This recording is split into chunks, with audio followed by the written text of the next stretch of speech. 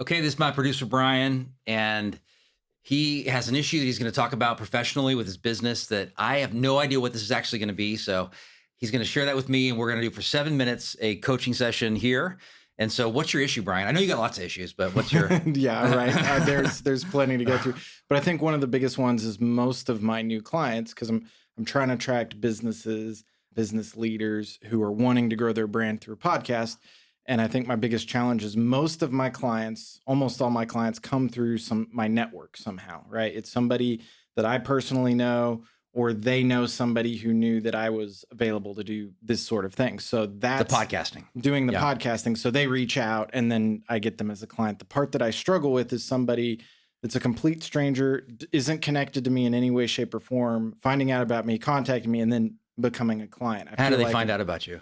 So I've got a website, forgepodcast.co, but it doesn't get a lot of traffic. I mean, it gets a couple dozen visits. But people do contact you through that sometimes. I get some contacts, but I have not yet landed a client through that. So I'm going to just define the problem we're talking about here. So it's these cold leads that call in and having a process to get them to either seeing if they're a good fit or not. You kind of get to that point, right, where it gets really okay. So what makes this important for you?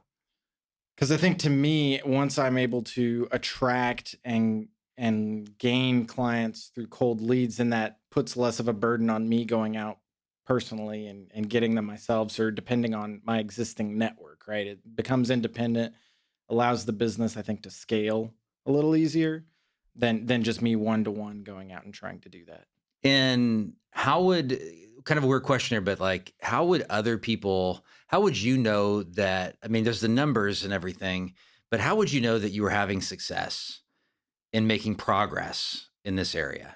I think it would be a conversion rate on people who contact me, right? So if somebody contacts me, whether it's, through my website or sends me a message on social media or calls the phone number or something like that, leads to the rate. But what about, like, how would you know inside, or how would people around you know that you're making progress here?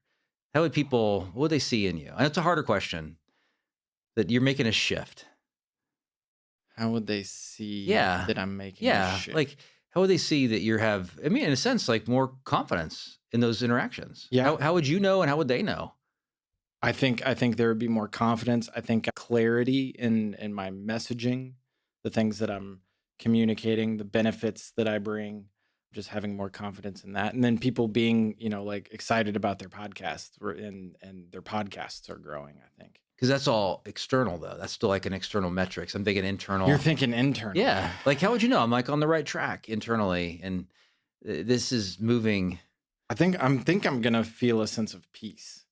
About what you're talking about? About what I'm talking about. Like, I'm going to feel like there's not going to be anxiety or pressure or anything like that. It's going to be very clear to me, this person's a great fit, and I know that person's a great fit, and they're going to hire me, or I know this is not a great fit, I'm not going to be able to help them. And hey, just being able to share that and having that peace and that confidence. And what's the biggest obstacle right now that you face? I think just getting the right person to find me, I guess, if that makes sense. What's the biggest obstacle internally? Internally? Ooh, the biggest obstacle internally.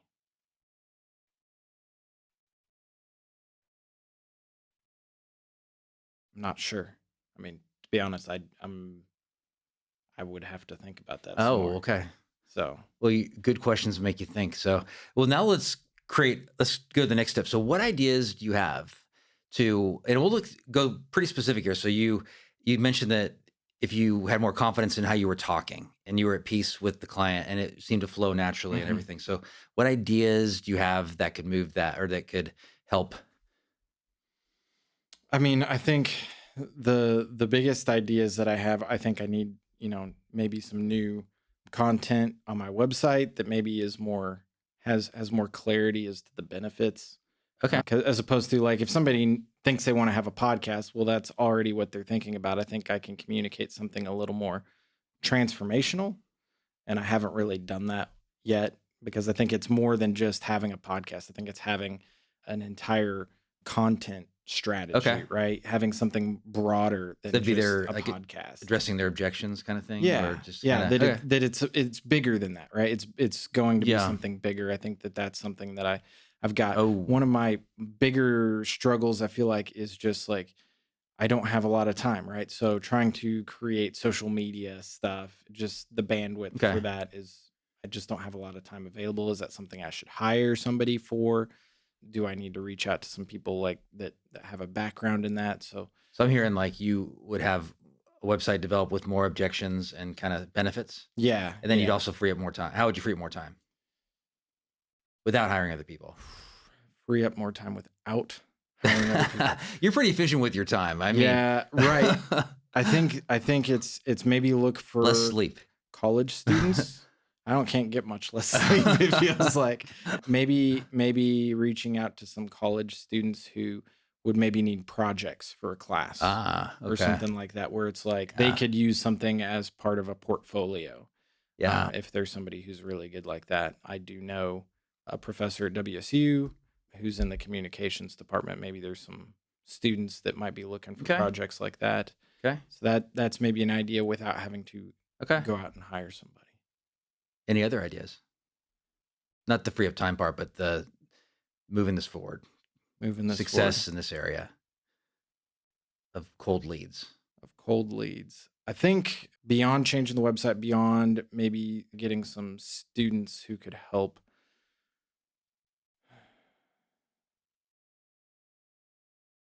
Cold leads are hard because it all either takes time or money. I could invest in ads or advertising some sort of a package or advertising on Facebook or something and trying to figure out targeting for that to Uh huh. somebody who Okay. Yeah.